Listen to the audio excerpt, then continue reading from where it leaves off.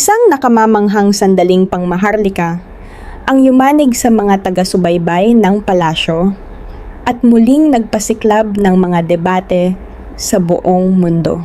Nahuli ng mga kamera ang isang pambihirang eksena nang dumating si Prinsesa Catherine na nakasuot ng isang nakasisilaw na tiara na malalim ang kaugnayan sa pamana ng yumaong reyna.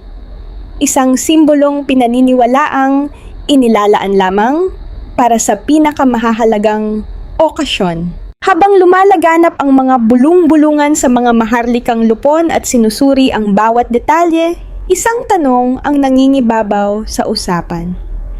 Isa lamang ba itong marangyang pagpapakita o isang makapangyarihang mensahe tungkol sa kinabukasan ng monarkiya? Ang makapangyarihang pagbabalik ni Prinsesa Catherine, may mga pagkakataong ang isang paglitaw lamang ay mas makahulugan pa kaysa sa maraming buwan ng mga balita.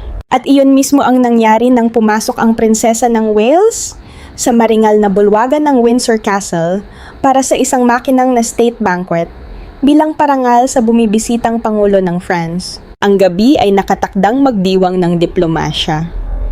Ngunit hindi nagtagal, nakatuon ang lahat ng mata sa isang babae na ang presensya ay nagdala ng mas malalim na kwento kaysa sa mismong okasyon. Para sa marami sa mga naroroon, ang pinakakapansin-pansing detalye ay hindi ang elegante niyang pulang bestida o ang nakasisilaw na mga alahas na kumikislap sa ilalim ng mga ilaw ng palasyo. Ang tunay na mahalaga ay ang simpleng katotohanang naroon si Catherine. Matapos ang mahabang panahon na malayo sa sentro ng atensyong pangmaharlika, ang kanyang pagdalo ay hindi lamang tila isang simpleng paglahok, kundi isang makapangyarihang pahayag. Ang babaeng humarap sa isa sa pinakamahirap na yugto ng kanyang buhay ay muling bumalik sa isa sa pinakamararangyang entablado ng monarkiya. Ang kahalagahan ng sandaling iyon ay higit pa sa usapin ng moda. Matapos ang kanyang huling mahahalagang tungkuling pangmaharlika noong huling bahagi ng 2023, pansamantalang nawala si Catherine sa pampublikong buhay upang ituon ang pansin sa kanyang kalusugan. Ang operasyon, diagnosis ng cancer at mahirap na gamutan ay nagtulak sa kanya na umatras mula sa mga tungkuling matagal ng bahagi ng kanyang pampublikong papel. Habang nagpapatuloy ang mga kaganapang pangmaharlika nang wala siya, patuloy namang sinusundan ng mga tanong, pag-aalala at pag-asa ang bawat balita tungkol sa kanyang paggaling. Nang kalaunan ay magsalita siya tungkol sa kanyang pinagdaanan, inilarawan niya ito bilang isang paglalakbay na sumubok sa kanyang pamilya sa paraang kakaunti lamang ang makaiintindi. Ipinaliwanag niya na maaaring magbago ang buhay ng walang babala, na nag-iiwan kahit sa pinakamalalakas na tao na naghahanap ng landas sa gitna ng kawalan ng katiyakan. Nanatili sa isipan ng publiko ang mga salitang iyon, kaya naman ang kanyang pagbabalik ay naging isang napaka-personal na sandali para sa milyon-milyong taong sumubaybay sa kanyang laban. Kaya naman napakalaki ng naging epekto ng kanyang pagdating sa Windsor Castle noong 8 ng Hulyo, 2025. Suot ang tanyag na Queen Mary's Lover's Knot, tiara, isang mahalagang alahas na matagal nang kaugnay ng kasaysayan ng maharlikang pamilya at minsang minahal ni Diana, minsang prinsesa ng Wales. Tila pinagdugtong ni Catherine ang nakaraan at hinaharap sa isang hindi malilimutang larawan. Ang pagpili ng mga alahas, kasabay ng isang bestidang likha ng parehong designer na gumawa ng kanyang wedding dress, ay tila maingat na pinag-isipan at punong-puno ng simbolismo at alaala. Noon ay inanunsyo na niya ang pagtatapos ng kanyang chemotherapy at kalaunan ay kinumpirmang nasa remission na siya. Ngunit ang makita siyang muling tumupad ng buong kumpiyansa sa kanyang mga tungkuling pangmaharlika ang siyang nagbigay buhay sa mga balitang iyon. Ang piging na pinangunahan ni Haring Charles III at Reyna Camilla ay naging higit pa sa isang formal na okasyon. Naging entablado ito ng isa sa pinakamasidhing pagbabalik sa kasaysayan ng modernong monarkiya. Matapos ang mga buwang puno ng kawalan ng katiyakan, hindi lamang basta bumalik si Catherine. Dumating siya ng may tahimik na kumpiyansa. Suot ang kasaysayan sa kanyang ulo at ang katatagan sa bawat hakbang na nagpapaalala sa mundo na ang ilang maharlikang sandali ay hindi naaalala dahil sa mga alahas, kundi dahil sa paglalakbay na kanilang kinakatawan. Nahuli sa kamera si Camilla. Nakuha ng mga kamera ang halos bawat detalye ng state visit sa Windsor Castle. Ngunit isang maikling sandali sa pagitan ni Reyna Camilla at ni Catherine, prinsesa ng Wales, ang naging sentro ng lahat ng usapan at tila nalampasan pa ang karangyaan ng buong seremonya. Ano na nga ba talaga ang nangyari sa maikling palitang iyon? At bakit ito naging sanhi ng pandaigdigang debate? Sa kabila ng elegante at maingat na planadong okasyon, kaunti lamang ang nakaligtas sa mga mata ng kamera noong gabing iyon. Ngunit isang partikular na eksena ang agad na umani ng pansin sa buong mundo. Habang nagtitipon ang mga kilalang panauhin sa loob ng Windsor Castle para sa inaabangang pagbisita ng Pangulo ng France, milyon-milyong manonood ang nakatutok sa bawat galaw na nagaganap ng live. Isang okasyong puno ng tradisyon, karangyaan at simbolismo ang naganap. Ngunit isang maikling eksena na kinasasangkutan ni Reyna Camilla at Catherine ang naging pinakapinag-usapang larawan ng gabi. Sa gitna ng engrandeng hapunang pang-estado, ay nakaupo si Reyna Camilla sa tabi ni Haring Charles III, nakasuot ng eleganteng kulay ivory na gown at pinalamutian ng kahangahangang mga alahas na sapiro. Ang mga kumikislap na hiyas na ito ay may kasaysayang umaabot sa maraming henerasyon.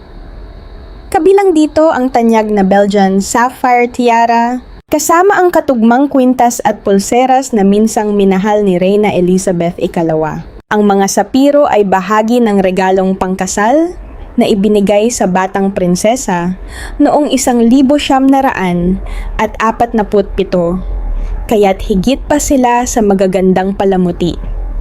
Sila ay mga simbolo ng pagpapatuloy, alaala at pamana ng monarkiya. Gayunpaman, sa kabila ng kahangahangang anyo ni Camilla, nagbago ang sentro ng atensyon sa sandaling pumasok si Catherine sa silid. Suot ang tanyag na lover's knot tiara, isang alahas na malalim ang kaugnayan kay Diana, prinsesa ng Wales. Agad siyang naging focus ng hindi mabilang na mga kamera. Matagal nang kaugnay ang tiarang ito sa isa sa pinakahinahangaang personalidad sa makabagong kasaysayan ng maharlikang pamilya. Kaya naman ang pagsusuot nito ni Catherine ay nagdala ng napakalakas na simbolikong kahulugan. Sa isang iglap, dalawang maharlikang babae ang tila naging representasyon ng dalawang magkaibang kabanata sa patuloy na nagbabagong kwento ng monarkiya. Ang sumunod ay mabilis na naging paksa ng malawakang talakayan. Lumitaw sa mga kuha sa telebisyon ang tila reaksyon ni Camilla nang dumating si Catherine.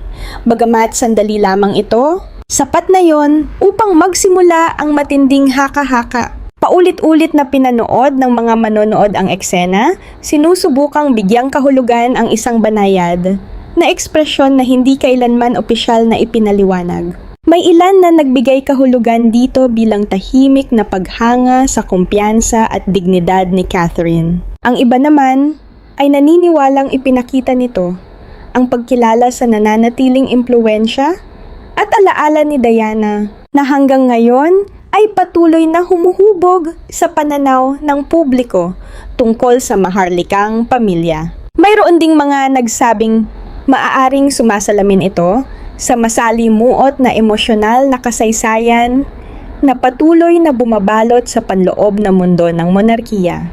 Hindi nakapagtataka ang matinding interes ng publiko.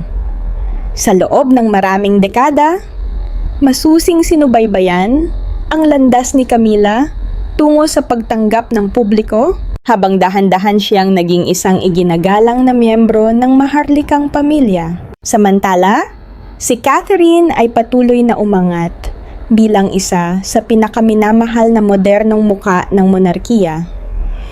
Madalas na iniuugnay sa pagpapatuloy, kagandahan, at katatagan.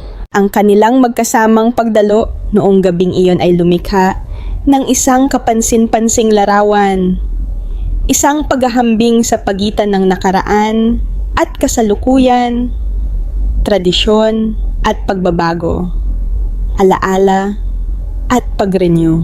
Pagsapit ng pagtatapos ng piging noong 8 ng Hulyo, kumalat na ang usapan sa mga programa sa telebisyon, pahayagan, at mga social media platform sa buong mundo. Kung ang ekspresyong nahuli sa kamera ay nagpapakita ng paghanga, pagninilay, o isang mas personal na damdamin, nananatiling isang misteryo. Ang tiyak lamang ay isang maikling sandali ang nagbago sa isang makasaysayang gabi at ginawa itong isa sa mga pinakapinag-usapang eksena ng maharlikang pamilya sa buong taon. Catherine at ang Lover's Knot Tiara. Ano nga ba ang mayroon sa maalamat na Lover's Knot Tiara na agad nakakahatak ng pansin sa tuwing isinusuot ito ni Prinsesa Catherine? At bakit napakalalim ng emosyonal na kahulugan ng makasaysayang alahas na ito para sa ilang henerasyon ng mga maharlikang babae?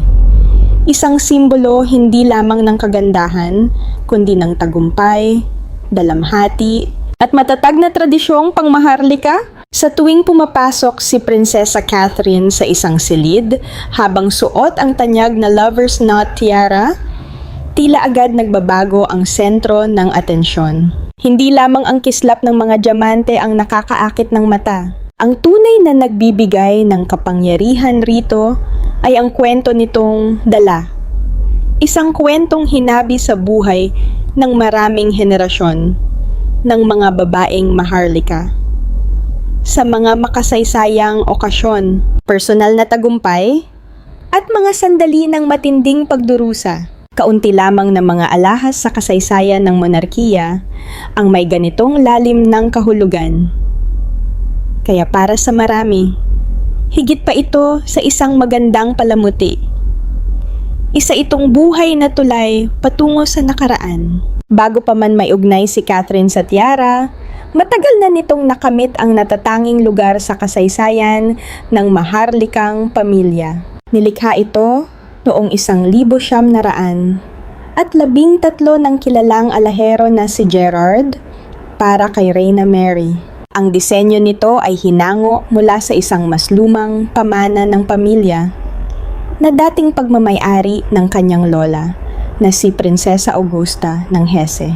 Upang mapanatili ang minamahal na disenyo, ipinagawa ni Reyna Mary ang isang bagong version at isinakripisyo pa ang ilan sa kanyang sariling mga alahas upang maisakatuparan ito. Ang naging resulta ay isang obra maestra na pinagsama ang tradisyon ng pamilya at ang karangyaan ng monarkiya. Sa paglipas ng mga dekada, tahimik na nasaksihan ng tiara ang pagbabago at pag-unlad ng monarkiya. Isinuot ito ng iba't ibang maharlikang personalidad sa ilan sa pinakamahalagang yugto ng modernong kasaysayan ng pamilya at naging simbolo ng pagpapatuloy sa panahon ng pagbabago. Nang pumanaw si Reyna Mary noong 1953,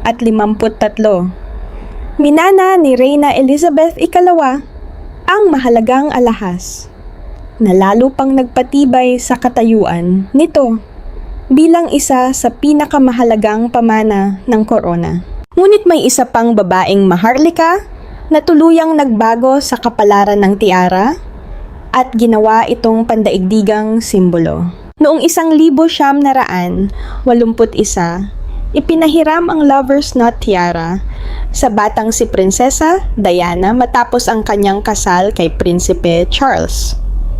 Bagamat sinasabing mabigat ito at madalas magdulot ng pananakit ng ulo, paulit-ulit niya itong sinuot sa mga mahahalagang kaganapan sa buong mundo. Ang mga larawan ni Diana na napapalibutan ng eleganteng arko at kumikislap na mga perlas ng tiara ay naging ilan sa mga pinakatanyag na imahe ng kanyang henerasyon. Sa gitna ng mga sandali ng kaligayahan, matinding presyon, at personal na pagsubok, nanatiling bahagi ng kanyang pampublikong pagkakakilanlan ang alahas na ito. Matapos isauli ni Diana ang tiara kasunod ng kanyang diborsyo noong 1976 at ang kanyang trahedyang pagpanaw noong sumunod na taon, halos hindi na ito nakita ng publiko. Sa loob ng maraming taon, tila nakatakda itong manatiling isang mahalagang alaala ng nakaraan. Ngunit noong 2015, muling lumitaw ang tiara ng ipahiram ito ni Reyna Elizabeth II kay Catherine, asawa ni Prinsipe William. Agad nitong binuhay ang mga alaala ni Diana habang sabay na nagbukas ng bagong kabanata sa kasaysayan ng alahas. Sa kasalukuyan, tuwing isinusuot ni Catherine ang lover's knot tiara, hindi lamang siya nagdadala ng isang mamahaling alahas. Dala niya ang mahigit isang siglong pamana ng monarkiya. Pinagdurugtong nito sina Reyna Mary, Reyna Elizabeth II, Prinsesa Diana at Prinsesa Catherine sa isang tuloy-tuloy na kwento. Yan ang dahilan kung bakit halos banal ang pagtingin ng marami sa tiarang ito. Isang simbolo hindi lamang ng maharlikang katayuan kundi ng mismong kasaysayan. Ang pagbabalik ni Catherine sa sentro ng kapangyarihang maharlika, maaaring ang kislap ng isang tiara ang unang nakakahuli ng pansin. Ngunit ang mensaheng ipinahahatid ni Catherine, Prinsesa ng Wales, sa pamamagitan ng kanyang mga kamakailang paglabas sa publiko, ay higit pa sa mga alahas at seremonya. Bawat pampublikong paglitaw niya ay may mas malalim na kahulugan. Ipinapakita nito hindi lamang ang kanyang personal na katatagan, kundi pati na rin ang pagsisikap ng monarkiya na magpakita ng katatagan sa panahon ng malaking pagbabago. Nang dumating si Catherine sa Windsor Castle para sa state banquet bilang parangal sa Pangulo at unang ginang ng Nigeria noong Marso 2026, marami ang nakakita ng isang eleganteng prinsesa na nakasuot ng pulang bestida at diamante. Ngunit ang kahalagahan ng sandaling iyon ay higit pa sa usapin ng moda. Suot ang Queen Mary's lover's knot tiara, isa sa kanyang pinakakilalang maharlikang alahas. Lumitaw si Catherine na puno ng kumpiyansa, kalmado, at muling matatag na nakapwesto sa sentro ng buhay maharlika. Mas naging makahulugan ang eksenang iyon dahil nangyari ito matapos ang isang mahirap na yugto na sumubok sa kanyang lakas at sa inaasahan ng publiko. Ilang araw bago ang piging, hayagang nagsalita ang prinsesa tungkol sa realidad ng paggaling matapos ang paggamot. Ipinaliwanag niya na ang buhay pagkatapos ng gamutan ay kadalasang mas mahirap kaysa sa inaakala ng marami. Nagbigay ang kanyang mga salita ng bihirang sulyap sa pagsisikap na kinakailangan upang muling makabalik sa mga tungkuling pampubliko. Sa kontekstong iyon, ang kanyang pagdalo sa Windsor ay hindi lamang isang pangkaraniwang obligasyong maharlika. Isa itong simbolo ng pagtitiyaga at paalala kung gaano karami ang kanyang nalampasan. Mas malinaw pa ang kahalagahan nito kapag tiningnan kasabay ng mga pangyayari noong nakaraang taon. Noong 2025, 3 beses na nagsuot si Catherine ng tiara sa mga state visit ng France, Estados Unidos, at Germany. Bihira ang ganitong dami ng mahahalagang diplomatikong kaganapan sa loob lamang ng isang taon. Sa katunayan, hindi pa nag-host ang Britanya ng 3 state visit sa isang taon mula pa noong huling bahagi ng dekada, 1900 at 80 sa panahon ni Reyna Elizabeth II. Dumalo si Catherine sa bawat isa sa mga ito, na malinaw na nagpapakita na muli niyang inaangkin ang kanyang mahalagang lugar sa puso ng mga tungkuling pangmaharlika. Isa sa mga pinakakapansin-pansing sandali ay nang maupo siya sa tabi ni Pangulong Donald Trump sa isang state banquet mahigit 2 taon na ang nakalipas. Ang ganitong eksena ay tila imposibleng isipin noong siya ay tahimik na nakikipaglaban sa seryosong hamon sa kalusugan malayo sa mata ng publiko. Ang kanyang presensya roon ay hindi lamang tanda ng paggaling, kundi ng muling pagbabalik ng kumpiyansa sa pagtupad sa mga tungkuling mahalaga sa diplomatikong papel ng korona. Para sa monarkiya, napakahalaga ng mga ganitong paglitaw. Ang mga state banquet ay hindi lamang para sa pagpapatibay ng relasyon ng mga bansa. Nagpapadala rin sila ng mensahe sa sariling mamamayan. Ang imahe ng isang hinaharap na hari at reyna na nagkakaisa, tapat sa tungkulin, at may kakayahang mamuno ay nakatutulong sa pagpapanatili ng tiwala ng publiko sa institusyon. Dahil dito, ang pagbabalik ni Catherine ay naging higit pa sa isang personal na tagumpay. Sa bawat maingat na piniling paglabas sa publiko, ipinakikita niyang hindi humihina ang kanyang papel sa monarkiya. Sa halip, lalo pa itong tumitibay habang papalapit ang susunod na kabanata ng kasaysayan ng maharlikang pamilya. Ang bawat paglitaw niya sa publiko ay lalo pang nagpapatibay sa pakiramdam na ang kanyang posisyon ay hindi basta ibinigay kundi pinaghirapang makamit sa paglipas ng panahon.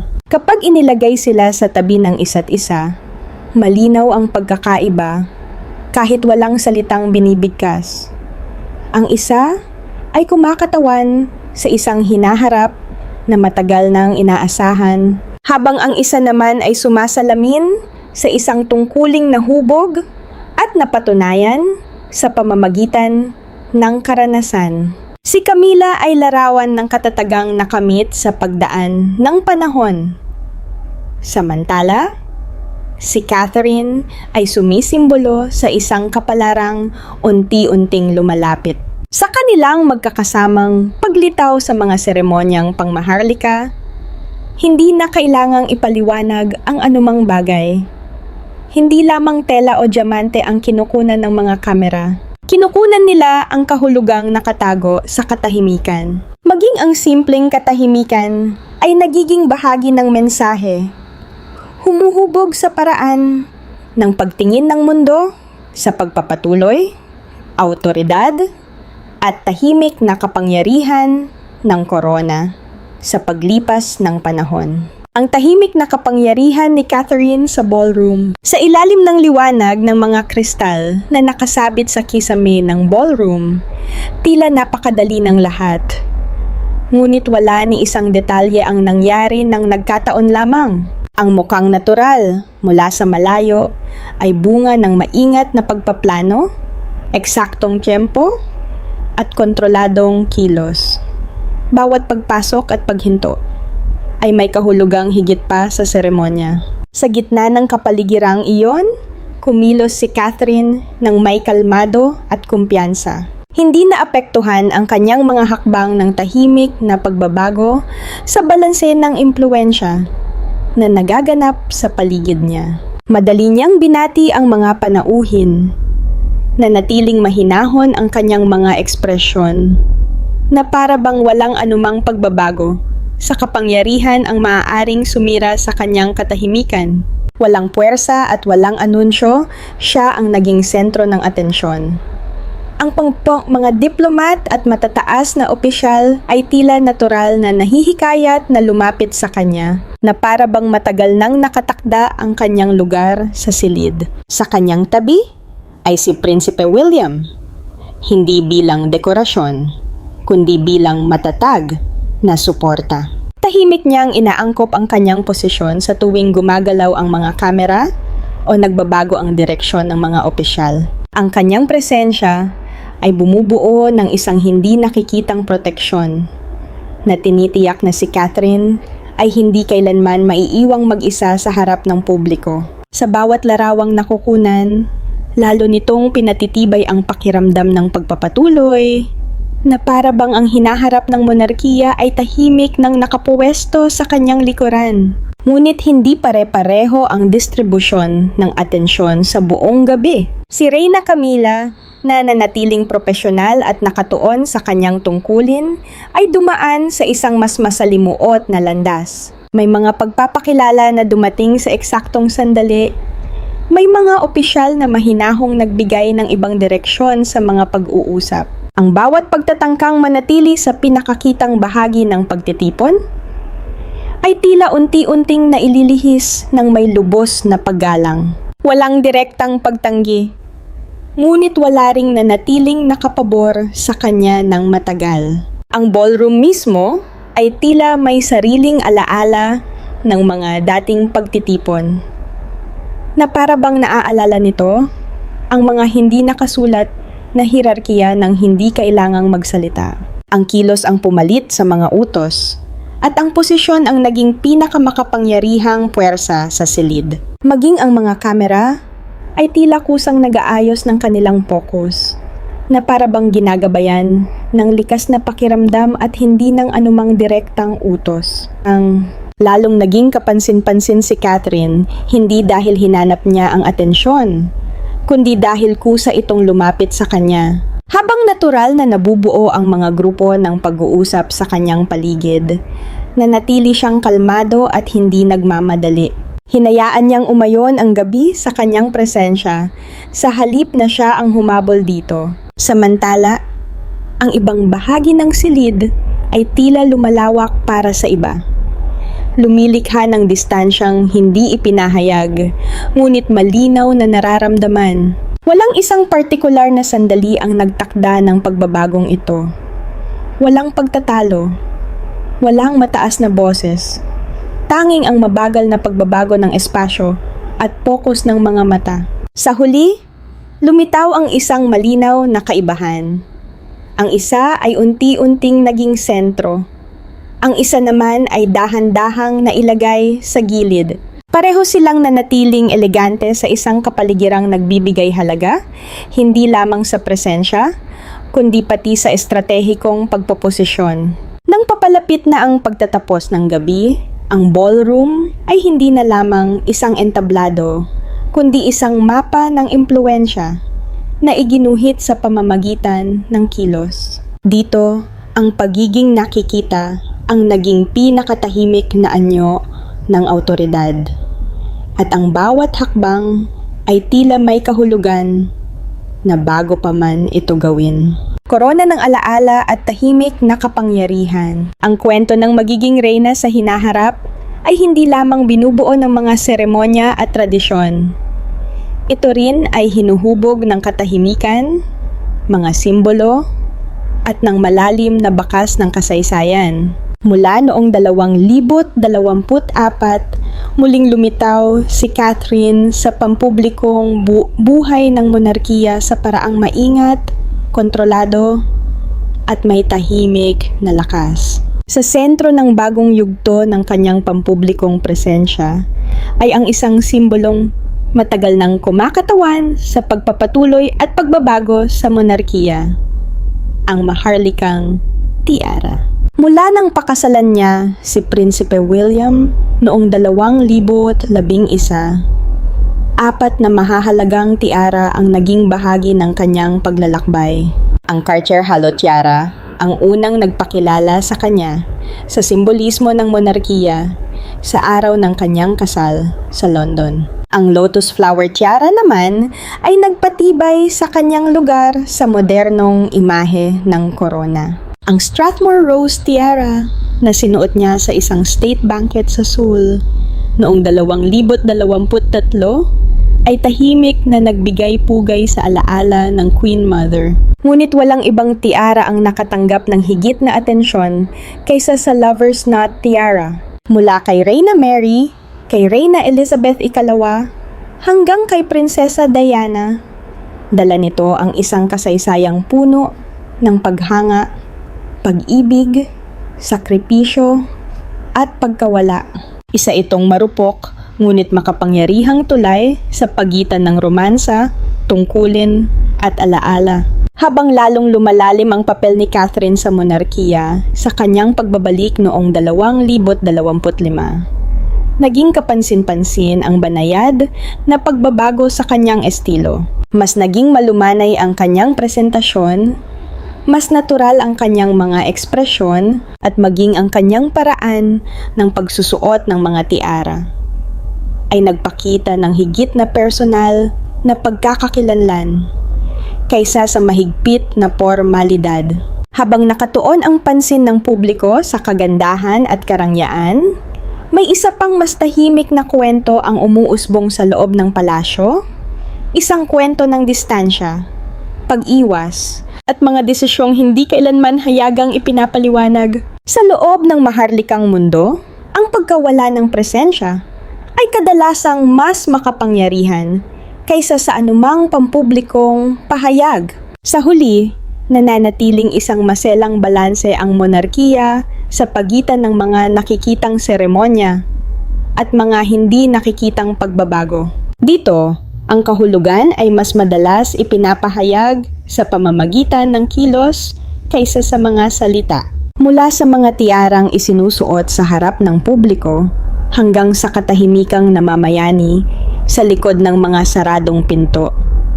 Bawat simbolo ay nagdadala ng masalimuot na kahulugang hinubog ng panahon, alaala at mga inaasahan ng lipunan. Sa loob ng tahimik na tungkulin ni Haring Charles III. Sa loob ng mga pader ng palasyo, ang katahimikan ay kadalasang mas makapangyarihan kaysa sa mga salita. Ang tila maayos at kalmadong kaayusan ay bunga ng maingat na pagpipigil, kung saan bawat kilos ay sinusukat at bawat katahimikan ay may bigat. Sa ganitong kapaligiran, dala ni Haring Charles III ang patuloy na presyon ng responsibilidad. Batid niya na ang pagkakaisa ng maharlikang sambahayan ay nakasalalay hindi sa ganap na pagkakasundo, kundi sa pagpapanatili ng balanse. Sa harap ng publiko, nananatili siyang kalmado at pamilyar. Kahit sa mga hindi inaasahang pangyayari, tumutugon siya ng may katahimikan at banayad na katatawanan. Ngunit sa likod nito ay ang walang humpay na pagsasaayos sa loob ng institusyon habang patuloy itong humaharap sa mga pagbabago at inaasahan ng publiko. Sa pribadong bahagi ng Windsor, patuloy na ginagampanan ni Catherine ang kanyang tungkulin ng may kahangahangang disiplina. Matapos ang isang formal na pagtitipon, sinasabing tahimik siyang umatras mula sa mata ng publiko. Sa harap ng salamin, maingat niyang inalis ang tiarang ilang oras na siyang naging simbolo ng kanyang presensya. Walang drama sa kilos na yon, tanging pagninilay at kontrol. Ipinapakita ng sandaling ito ang isang bagay na hindi kayang lubusang ilarawan ng mga larawan at seremonya. Ang monarkiya ay hindi lamang nahuhubog sa mga balkonahe at piging. Nahuhubog din ito sa mga tahimik na pagitan ng mga kaganapan, kung saan ang pagkatao ay muling binabalanse at pinatitibay. Habang patuloy na umuusad ang hinaharap, nananatiling pinakamakapangyarihang wika ng institusyong ito ang pagpapatuloy. Ang korona ay hindi nabubuhay dahil sa katiyakan kundi dahil sa kakayahang magbago ng maingat habang pinananatili ang koneksyon nito sa nakaraan.